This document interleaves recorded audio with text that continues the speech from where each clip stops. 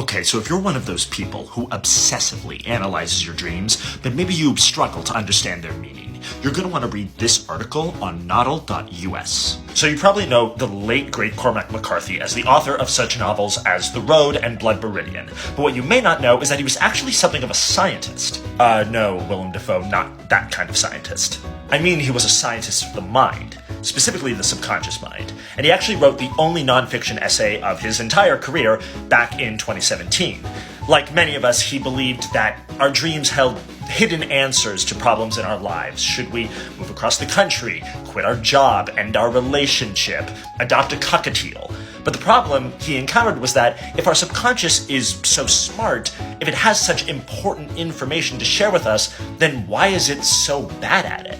Why does it speak to us in dreams through these illogical, cryptic picture stories? Why doesn't it just come out and tell us in plain human language? No, do not, under any circumstances, adopt a cockatiel. They live until they're 30. You will die before it does. Well, according to McCarthy, the reason is that human language has developed without any obvious evolutionary imperative.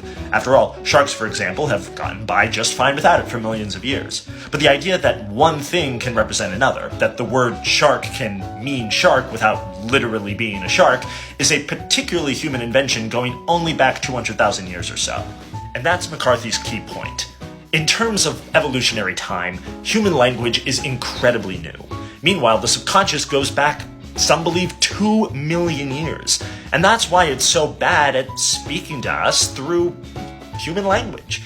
Biological inertia. It literally just doesn't know how to speak to us in words. But I don't know, what do you think? Cormac McCarthy was one of the greatest authors of his generation, so this is truly just the tip of the iceberg. So I definitely encourage you to go to noddle.us and read the rest of the article for yourself. And if it all seems a bit complicated, well, here's the sort of main point of his essay summed up with an inspirational piece of wood.